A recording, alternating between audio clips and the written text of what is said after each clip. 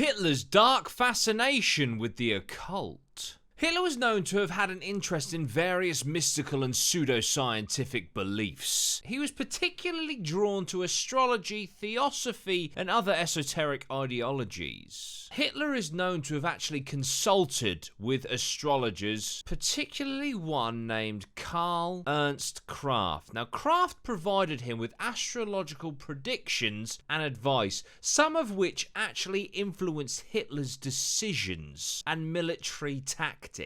For example, Kraft predicted that a significant event would occur on November the 8th, 1939, which led to the invasion of Czechoslovakia. Hitler's association with the Thule Society, which was a secretive occult group in Munich, is often cited as evidence of Hitler's fascination with the occult. Now, the Thule Society itself promoted Aryan supremacy and mystical beliefs, and some of its members were influential in the early days of the Nazi Party. Heinrich Himmler, of course, leader of the SS and one of the most influential figures in the Nazi regime, also had a deep interest in mysticism and the occult, and he founded an organization called Anna Nerbe.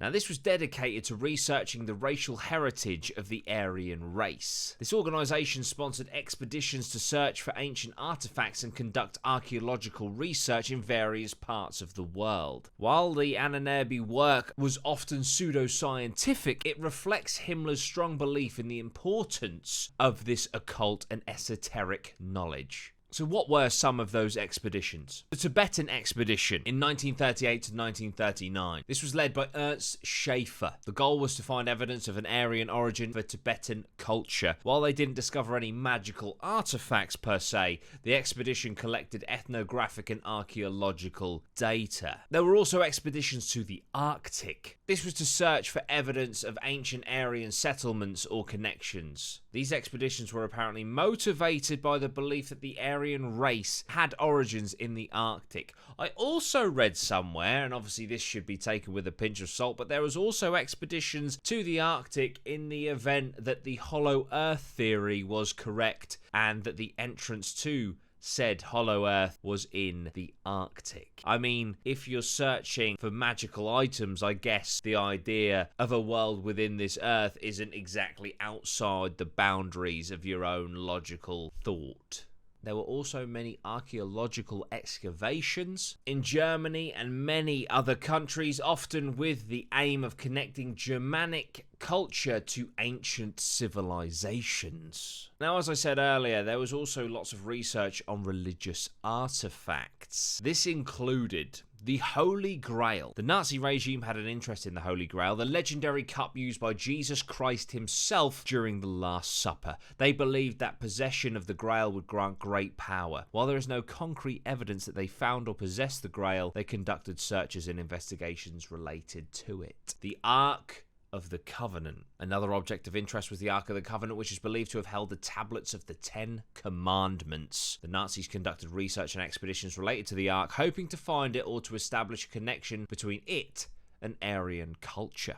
The Spear of Destiny. This legendary Spear of Destiny, the spear that pierced the side of Jesus during the crucifixion, was of particular interest to some Nazi leaders. They believed that whoever possessed it would gain great power. Now, there are claims that not only did they seek out the spear, but also that they found it. However, of course, historical evidence is very limited and inconclusive. They also went for Norse and Germanic relics. They conducted research on Norse and Germanic relics and artifacts, particularly those associated with ancient Germanic tribes and mythology.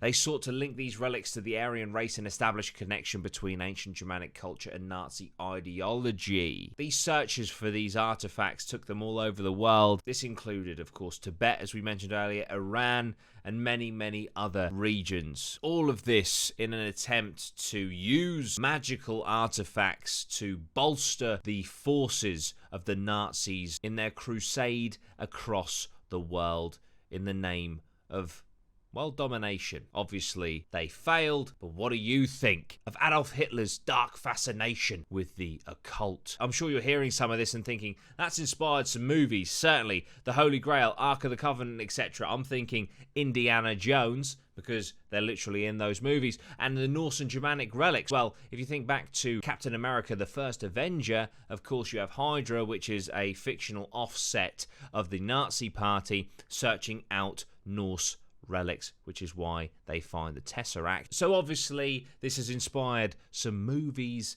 but as to how historically accurate this whole occult stuff is certainly up for debate. But it is fascinating nonetheless that an organisation was put together in order to track down these artifacts and try and harness the power of magic. What do you guys think? Let me know down below. I'd love to hear from you. Also, you can check out my podcast, The Drip Paranormal Podcast. It's on Facebook, it's on YouTube, and it's on all of your podcast platforms. Just type in The Drip Paranormal Podcast. That's Duty Ryan, who investigates paranormal podcast. I just want to give a shout out to my patron of the day, and today's patron of the day is Jen Sheridan. Jen, thank you so much for being a patron. I really appreciate you. I appreciate all my patrons, and if you'd like to become a patron, you can for as little as £1 or $1 a month. You get lots of cool bonus content. Thank you so much. See you very soon. Sweet one.